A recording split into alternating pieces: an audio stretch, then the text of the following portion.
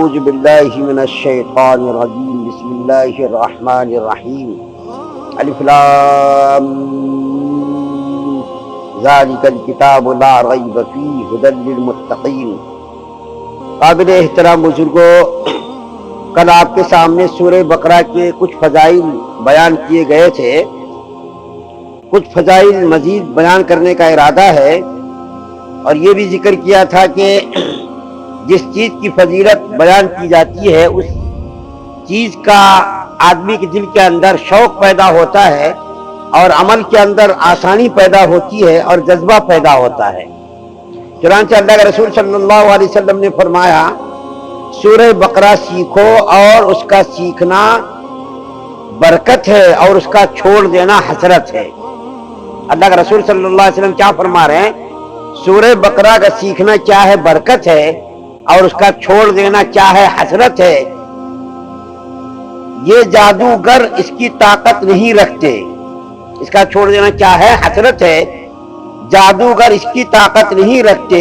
اس کے بعد اللہ کے رسول صلی اللہ علیہ وسلم کچھ دیر خاموش ہو گئے، اور خاموش رہنے کے بعد اللہ کے رسول صلی اللہ علیہ وسلم نے فرمایا، سورہ بقرہ اور آل عمران سیکھو، یہ دونوں نورانی صورتیں ہیں۔ سورہ بقرہ اور سورہ آل عمران سیکھو، یہ دونوں کیا نورانی صورتیں ہیں، اپنے پڑھنے والے پر قیامت کے دن سائبان یا بادل یا پرندوں کے جھنڈ کی طرح سایہ کریں گی۔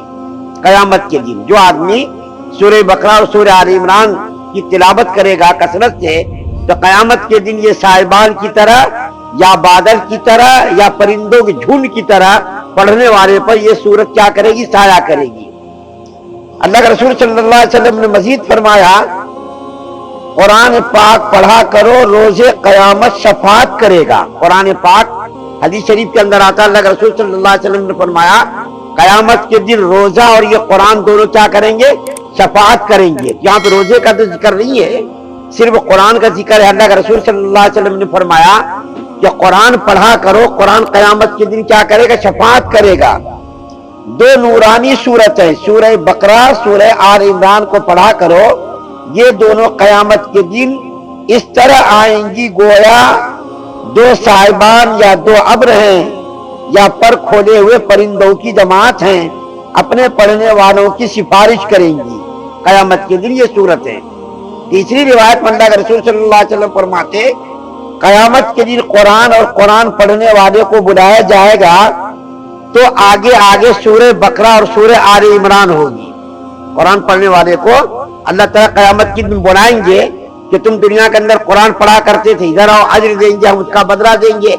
تو جب بلایا جائے گا تو آگے آگے سورہ بقرہ اور سورہ آل عمران ہوگی، بادل کی طرح یا سائبان کی طرح یا پر کھولے ہوئے پرندوں کی جھرمٹ کی طرح یہ دونوں اللہ تعالیٰ کے یہاں سفارش کریں گی۔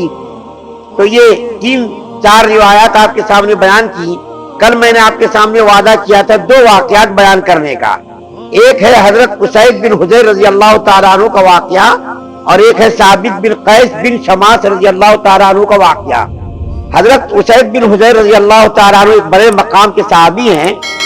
ایک مرتبہ رات کو تہجد کی نماز میں قرآن پاک کی تلاوت کر رہے تھے، اور قرآن پاک کی تلاوت میں وہ سورہ بقرہ کی تلاوت کر رہے تھے۔ اس کے بازو میں اس کا ننھا منا بچہ بھی سویا ہوا تھا، اور بازو میں گھوڑا بھی بندھا ہوا تھا۔ تو حضرت اسید بن حضیر رضی اللہ تعالیٰ عنہ جب قرآن پڑھنے لگے نماز کے اندر تو اچانک گھوڑا اچھلنے لگا۔ تو حضرت اسید بن حضیر رضی اللہ تعالیٰ عنہ کو یہ خدشہ لاحق ہوا کہ بازو میں میرا بچہ ننھا منا سویا ہے جس کا نام یحییٰ تھا، کہیں ایسا نہ ہو کہ گھوڑے کے اچھلنے کودنے کی وجہ سے اس کو کوئی نقصان پہنچ جائے۔ تو حضرت اسید بن حضیر رضی اللہ تعالیٰ عنہ نے قرآن پاک پڑھنا بند کر دیا، یعنی ذرا خاموش ہو گئے۔ تو ان کی خاموشی کے ساتھ ہی گھوڑے نے اچھلنا کودنا بھی بند کر دیا۔ تھوڑی دیر کے بعد پھر انہوں نے پڑھنی شروع کر دی، قرآن کی تلاوت کرنی شروع کر دی، تو پھر گھوڑا اچھلنے لگا۔ تو حضرت اسید بن حضیر رضی اللہ تعالیٰ عنہ نے یہ سوچ کر کہ کہیں ایسا نہ ہو کہ گھوڑا نقصان پہنچا دے بچے کو، انہوں نے قرآن پاک کو پڑھنا بند کر دیا۔ پھر جو ہے گھوڑے نے اچھلنا بند کر دیا۔ تھوڑی دیر کے بعد پھر انہوں نے قرآن پاک کی تلاوت شروع کی، تو قرآن پاک کی تلاوت کرتے ہی پھر گھوڑا اچھلنے لگا۔ یہ واقعہ 3 مرتبہ پیش آیا۔ تو حضرت اسید بن حضیر رضی اللہ تعالیٰ عنہ نے جلدی سے قرآن پاک پڑھ کر کے مکمل کر کے نماز مکمل کی، اور اس کے بعد انہوں نے قرآن پاک کو پڑھنا بند کر دیا۔ انہوں نے جب صبح فجر کی نماز کے لیے جب نکلے تو دیکھا کہ انہوں نے دیکھا ایک نورانی چیز سایہ دار ابر کی طرح ہے اور اس میں چراغوں کی طرح روشنی ہے۔ انہوں نے دیکھا فجر کی نماز پڑھنے جب آنے لگے تو انہوں نے ایسا دیکھا، اللہ کے رسول صلی اللہ علیہ وسلم کی خدمت میں حاضر ہوئے، اور حاضر ہو کر کے انہوں نے عرض کیا، یا رسول اللہ صلی اللہ علیہ وسلم، رات کو یہ واقعہ پیش آیا کہ میں قرآن پڑھ رہا تھا اور اس کے اندر سورہ بقرہ کی تلاوت کر رہا تھا تو بار بار گھوڑا اچھل رہا تھا، میں قرآن پڑھنا بند کرتا تھا، گھوڑا بھی اچھلنا بند کر دیتا تھا۔ تو اللہ کے رسول صلی اللہ علیہ وسلم نے فرمایا، اے اسید، تم کو چاہیے تھا تم قرآن پڑھتے رہتے، لیکن حضرت اسید نے کہا، یا رسول اللہ، میں نے یہ سوچ کر قرآن پڑھنا بند کر دیا کہ کہیں میرے بچے کو نقصان نہ پہنچ جائے، میرا ننھا منا بچہ بازو میں سویا ہوا تھا کہ اس اچھلنے کی وجہ سے نقصان نہ ہو جائے، تو میں نے یہ سوچ کر یہ قرآن پڑھنا بند کر دیا۔ کئی مرتبہ پھر پڑھنا شروع کیا، پھر گھوڑے اچھلنا شروع کیا، تو اللہ کے رسول صلی اللہ علیہ وسلم نے فرمایا کہ اے اسید، تمہاری تلاوت سننے کے لیے آسمان سے فرشتے آئے تھے، کتنا بڑا ان کا مقام تھا۔ دیکھیے اللہ کے رسول صلی اللہ علیہ وسلم نے کیا فرمایا، اے اسید، تمہاری تلاوت سننے کے لیے آسمان سے فرشتے آئے تھے۔ حضرت داؤد علیہ السلام جب زبور کی تلاوت کرتے تھے تو پرندے چرندے ان کی تلاوت سننے کے لیے ٹھہر جاتے تھے، یہاں تک کہ روایت میں آتا کہ سمندر کا پانی بھی ان کی تلاوت سننے کے لیے ٹھہر جاتا تھا، چرند پرند وغیرہ ان کی تلاوت سنتے تھے، پہاڑ ان کی تلاوت سنتے تھے، ان کی تلاوت کے ساتھ شریک ہوتے تھے سننے کے لیے۔ اللہ نے حضرت داؤد علیہ السلام کو ایسی تلاوت عطا فرمائی تھی اور ایسی بہترین دلکش آواز عطا فرمائی تھی کہ سننے کے لیے پرندے ٹھہر جاتے تھے، سمندر کا پانی ٹھہر جاتا تھا۔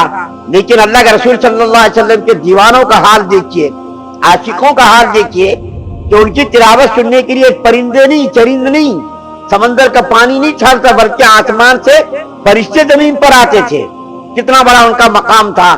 تو اللہ کے رسول صلی اللہ علیہ وسلم نے فرمایا، اے اسید، اگر تم صبح تک قرآن پاک کی تلاوت جاری رکھتے، پڑھتے رہتے تو ان فرشتوں کی زیارت دوسرے مسلمان بھی کر لیتے، ان فرشتوں کی زیارت دوسرے مسلمان بھی کر لیتے، تم کو قرآن پاک پڑھنا بند نہیں کرنا تھا۔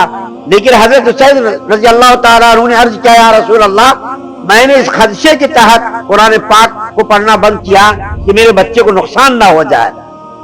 اور ایک روایت میں آتا ہے کہ حضرت ثابت بن قیس رضی اللہ تعالیٰ عنہ کے بارے میں کہ صحابہ کرام نے صبح اللہ کے رسول صلی اللہ علیہ وسلم سے عرض کیا، یا رسول اللہ صلی اللہ علیہ وسلم، رات کو حضرت ثابت بن قیس بن شماس رضی اللہ تعالیٰ عنہ کا گھر بقعہ نور بنا ہوا تھا، بقعہ نور بنا ہوا تھا، نور کا ٹکڑا بنا ہوا تھا۔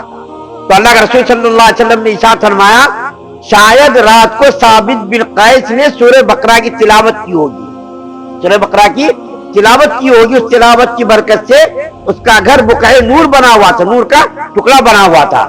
تو بہرکہ میں نے آپ کے سامنے کل اور آج سورہ بقرہ کے تعلق سے جو فضائل احادیث کے اندر آئے ہیں، سب سے بڑی فضیلت تو میں نے آپ کے سامنے کل یہ بیان کی تھی کہ جس گھر کے اندر اس کی تلاوت کی جائے، اس کو پڑھا جائے، اس گھر سے شیطان بھاگ جاتا، شیطان اس گھر کے اندر نہیں ٹھہرتا، بعض روایت میں گوز مارتا وہ شیطان بھاگتا ہے۔ تو ہم لوگوں کو بھی چاہیے سورہ بقرہ کی تلاوت اپنے گھروں کے اندر کثرت سے کریں تاکہ ہمارے گھروں کا اختلاف، انتصار، لڑائی جھگڑا سب ختم ہو جائے اور شیطان کی پناہ گاہ نہ بنے، بلکہ شیطان اس گھر سے فرار ہو جائے، بھاگ جائے۔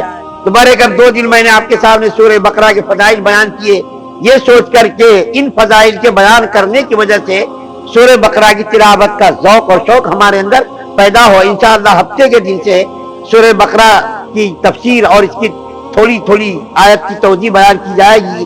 اللہ تعالیٰ سے دعا ہے کہ اللہ تعالیٰ ہم تمام مسلمانوں کو سننے زیادہ عمل کرنے کی توفیق عطا فرمائے۔